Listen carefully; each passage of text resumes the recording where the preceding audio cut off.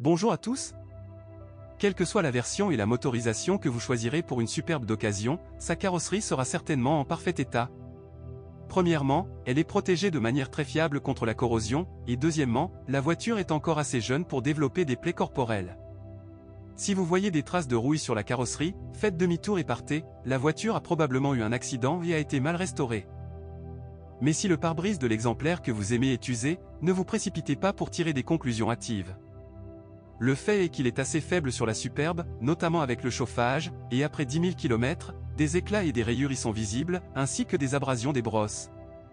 Il ne sert à rien d'acheter une pièce d'origine très chère, il existe de nombreuses pièces, non originales, de haute qualité et abordables sur le marché.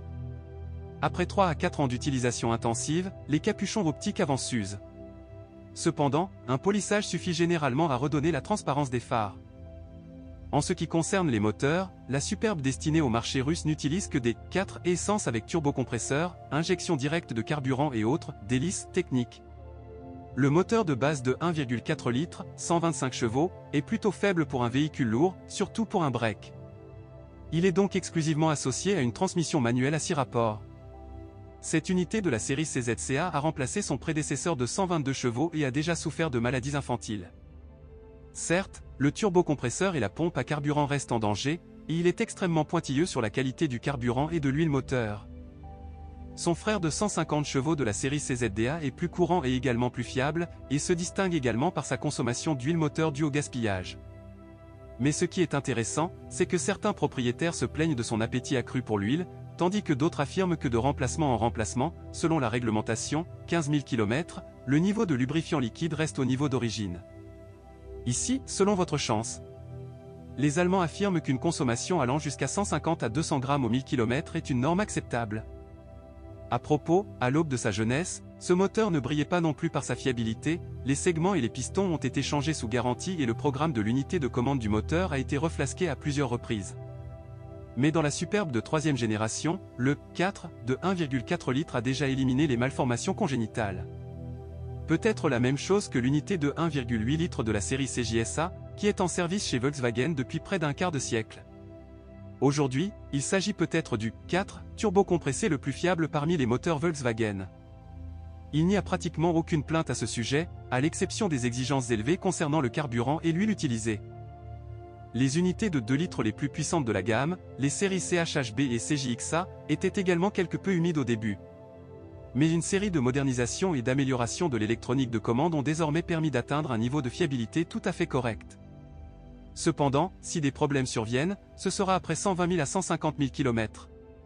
Par conséquent, pour tous les moteurs turbo installés sur la Superba, il est nécessaire d'utiliser du carburant de haute qualité, de nombreux propriétaires utilisent de l'essence 98, et certains utilisent même de l'essence 100, ainsi que de l'huile moteur recommandée par le fabricant.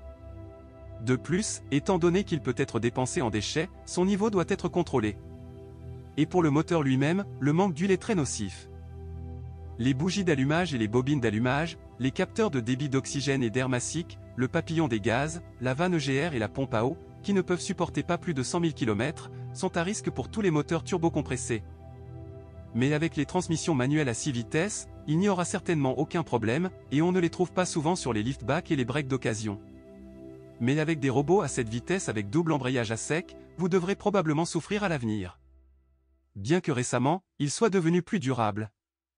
Ils sont utilisés dans le programme de l'entreprise depuis plus de 12 ans et sont constamment modernisés. De plus, si certains propriétaires se plaignent de contractions dans la boîte de vitesse déjà à 40 000 à 60 000 km, d'autres conduisent DSG 7 sans problème pendant plus de 150 à 200 000 km. Après les derniers firmware et modifications, l'ensemble embrayage et la mécatronique sont garantis pour durer 100 000 km. La condition principale pour la longévité de ces transmissions est des vidanges d'huile régulières et un fonctionnement normal du véhicule. Mais la boîte de vitesse à 6 vitesses avec double embrayage fonctionnant dans un bain d'huile s'est révélée plus fiable et sa durée de vie atteint 300 à 400 000 km. Ces robots sont associés uniquement aux moteurs les plus puissants, dont le couple dépasse 300 Nm.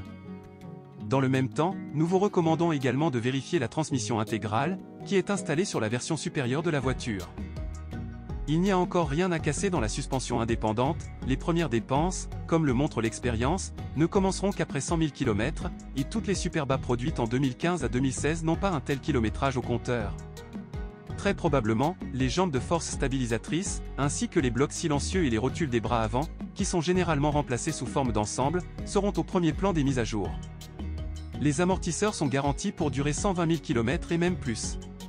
Certes, les pièces de rechange d'origine ne peuvent pas être qualifiées de bon marché, c'est pourquoi de nombreuses personnes utilisent des pièces de rechange, non originales, de haute qualité provenant de marques populaires.